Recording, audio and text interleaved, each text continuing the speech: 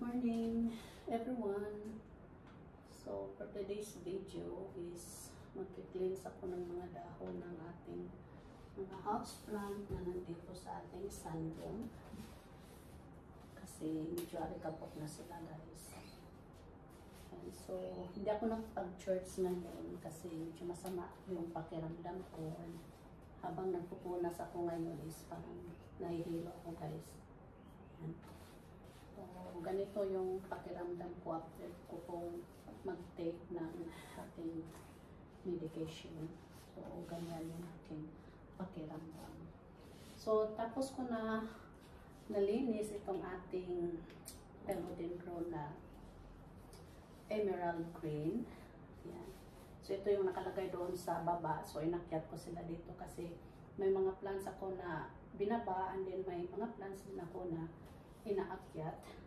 So, hindi ko na film yung, hindi ko pa siya nalinis kasi iba yung looks niya ngayon. Maganda siya ngayon, shiny. And hindi na siya dry tingnan yung dahon. Kasi kanina alikabok siya mga kabayan. Parang nag-white po yung color. So, ngayon mapapansin nyo ay ano na siya, shiny yung kanyang leaves at malinis na. The next kong lilinisin ay itong ating Orbifolia. So, ilalagay ko muna siya dito sa kanyang pinalagay. Ayan. So, medyo mainit yung panahon ngayon mga kabayan. No? So, ayaw ko munang bumaba doon sa ating garden sa baba. So, dito muna tayo sa taas. So, this one, yung ating Orbifolia, doon din ito sa baba. And then, yeah, dinala ko dito.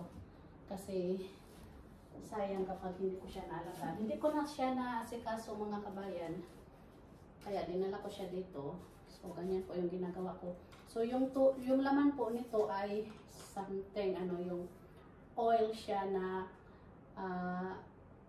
pang rin siya, pang pest control oil. So hinaluan ko lang siya ng ng tubig. Yan. So ito din yung ginagamit ko every morning na nagme-mess ako dito sa kanila guys kasi sobrang mainit po ang panahon. So, yan po yung ginagawa ko. Isprayan ko muna yung mga leaves. And then, pupunasan natin siya ng this one. No, okay lang naman na gagamitin nyo po yung pamunas nyo from one plant to another. As long as wala pong mga mealybugs, walang mga spider mites, walang mga yung mga ganun. So, pwede siyang i-gamitin din sa next plant kasi hindi naman yan siya, hindi siya lilipat if ever mayroon siyang yung mga mealybugs, guys. But if ever mayroong mga mealybugs, mga spider mites sa isang plant o doon sa naunang plants na pinunasan nyo, ay wag nyo na pong gamitin.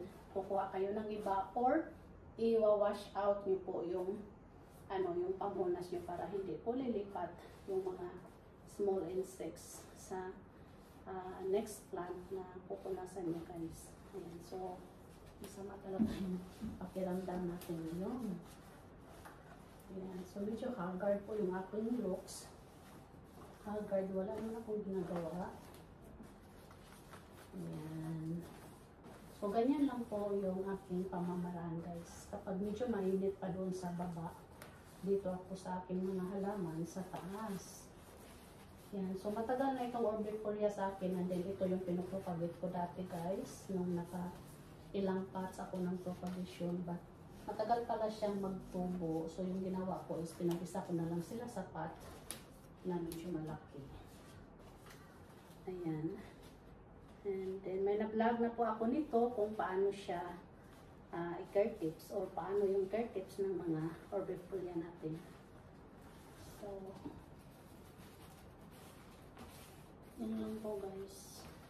So, nagsashine na po yung dahon niya. Actually, on recovery pa ito guys kasi nga doon yan siya sa baba.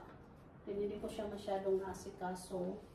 So, hopefully magiging okay siya dito kasi kahit na mainit yung panahon sa labas is medyo malamig naman dito kasi yung aircon po namin is po yan siya. Kumbaga lagi siyang naka-andar sa araw kasi yun nga mainit. So at least mainit yung window, mayroon din konting lamig. So yan po yung aking gagawin today. Hindi ko na ma-film lahat guys. Kasi pupunta ako doon sa ating mga tawag dyan sa ating monstera. Ayan. So, na-sprayhan ko na sila kanina para medyo mag-soak po yung mga dust. So, napapansin nyo, ayan, may mga pa yan siya, spray. So, sprayhan ko na naman again. Pag mga ganyan kasi, yung ating mga dwarf na umbrella plants, ay no need ko na yan siyang pag-isa-isahin yung dahon kasi medyo maliit. So, yung ganito lang, tapos yung ating mga ganyan, ating makuyana, at saka yung ating this one. So, maraming salamat. And here, sprayhan ko na lang po siya guys, yung ating mga trellis dyan. So, thank you!